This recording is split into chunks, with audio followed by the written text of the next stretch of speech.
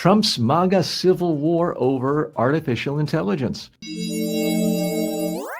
President Trump is discovering there's one thing even MAGA voters don't want him to deregulate. It's artificial intelligence. According to the Washington Post, Trump has torn up Biden's AI safeguards, lifted limits on chip exports, fast-tracked data centers, and even explored an executive order to stop states from writing their own AI rules. He boasts that AI money is making the U.S. economy the hottest in the world. But Republican governors and senators, Ron DeSantis, Sarah Huckabee Sanders, Josh Hawley, Spencer Cox, and others are warning that Trump is siding with tech billionaires over working families. They're pushing state laws to protect jobs, kids' mental health, and household utility bills from an AI gold rush that serves investors first. Half of American adults now say they're more worried than excited about AI. Trump's problem is simple. His base hears AI boom and thinks not of stock prices, but of their kids,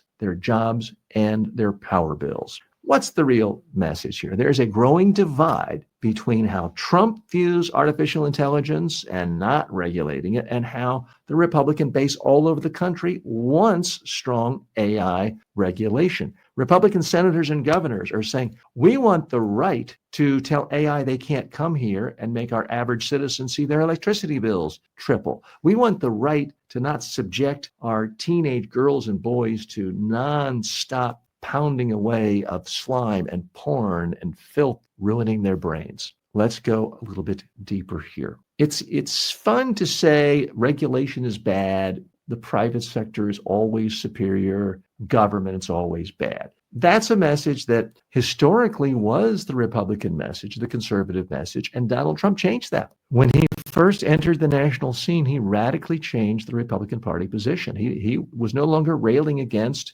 Social Security. That was considered the welfare state among many conservatives. He kind of scrapped that. He no longer said we got to get rid of all Medicare. He didn't bash that. He actually ran on the idea of having an extensive safety net in our country. He did legitimately change the ideological infrastructure of the Republican Party. And they like that. They like the fact that actual voters like that. The lobbyists at libertarian think tanks in Washington didn't like it, but average voters did like that. Turns out they like government intervention to help them with big problems. And now we see this administration saying basically whatever Elon Musk wants, we get in fights with him occasionally, but whatever he wants, he gets. Whatever Jeff Bezos wants, he gets. Whatever Mark Zuckerberg wants, he gets, because they got the money. That's why they're sitting behind me at the inauguration and you aren't. That's why they are at all the black tie balls and you aren't. They got the money. So that is seemingly what's been guiding Trump and his rollbacks of all AI regulation that happened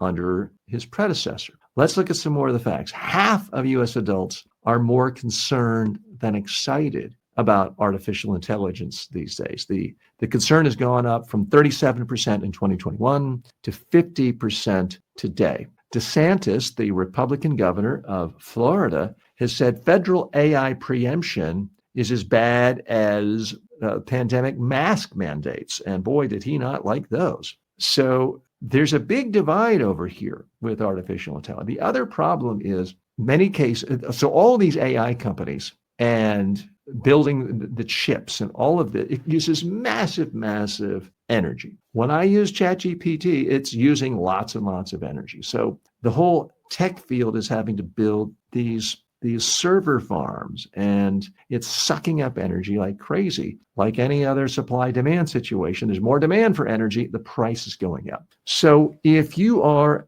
a normal human being, and let's say you work as a school teacher, let's say you're a Republican school teacher in a high school in Des Moines, Iowa, and you make $57,000 a year, and let's say your family income is $100,000 a year. If you're used to having electricity bills that are $190 a month, and now a server farm comes in from some big tech company, no real jobs once it's built. They come in, they're using so much electricity, and your energy bill now goes to $300 a month. You're sitting there scratching your head saying, wait a minute, why am I essentially getting taxed by this big AI company that's run by billionaires? My income didn't go up, my cost went up. So the actual rank and file, not just Republicans, but independents, centrists, non-aligned, Democrats around the country are in favor of more regulation of artificial intelligence. And the Trump administration isn't. So it's causing a bit of a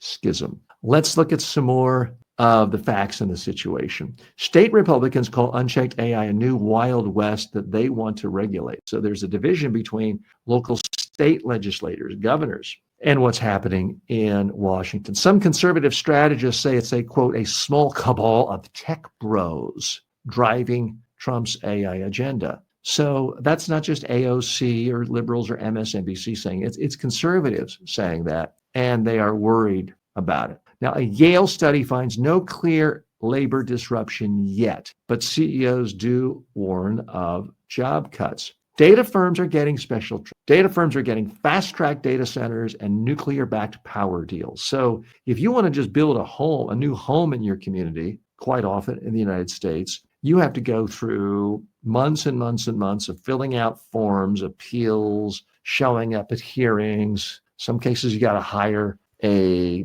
lobbyist just to build a home, and 3 years later you build a home. Meanwhile, boom, Sam Altman wants to build a gigantic data center that's 20 times bigger than a football field, and that's going to be up, before the next season starts. That's going to be up in 90 days, or at least it seems like that. So a lot of people, rightfully so, are resentful of how we're essentially moving into a two-tiered society. There's what big tech bros want, and there's what everyone else gets. And increasingly, we're seeing a winner-take-all economy where it's not enough for Elon Musk to become a billionaire, something that was crazy a generation ago. It's not enough for him to get $50 or $100 million paydays, but now he's got to have $1 trillion.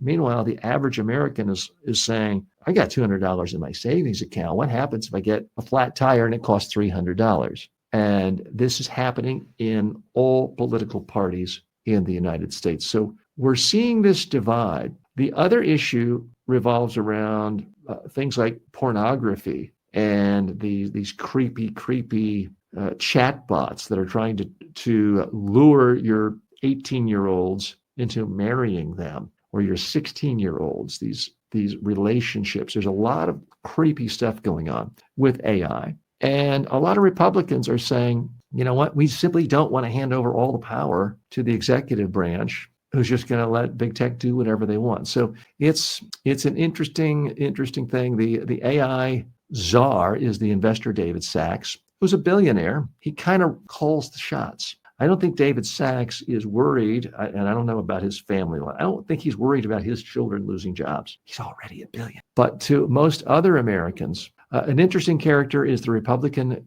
considers himself a conservative governor of Utah, Spencer Cox. He's warned tech has already destroyed our children's mental health. There's absolutely nothing preventing Congress and the executive branch from imposing harsher restrictions on the kind of filth that Facebook and all the other social media platforms are showing kids. And yet, the best thing to do if you're a politician is to say, well, I don't see anything, give me more cash. I don't see anything, give me another campaign contribution. And it's causing a real divide in our country. Let's see what you say. Ligon writes in, don't care for parties, just be nice to other humans and the world will be better. Certainly, we can all be nice to better humans. And that does relate to one of the issues we're going to see in the grab bag portion of the show today, which is an administration official in charge of air flights is telling us all to be nicer on planes and not show up in our pajamas. So I certainly think people being more human and being nicer is a great thing. However,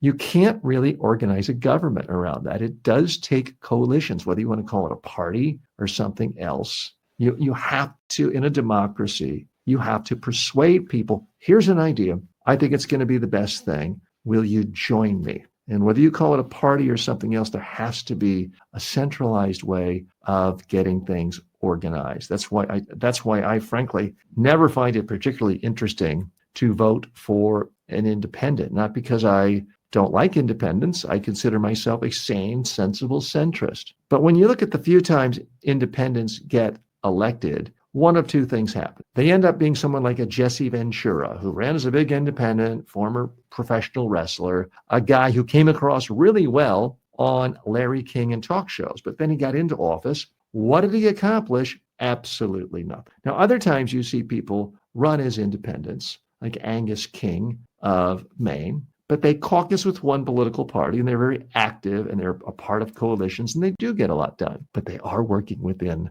the political system. They are independent, really in name only.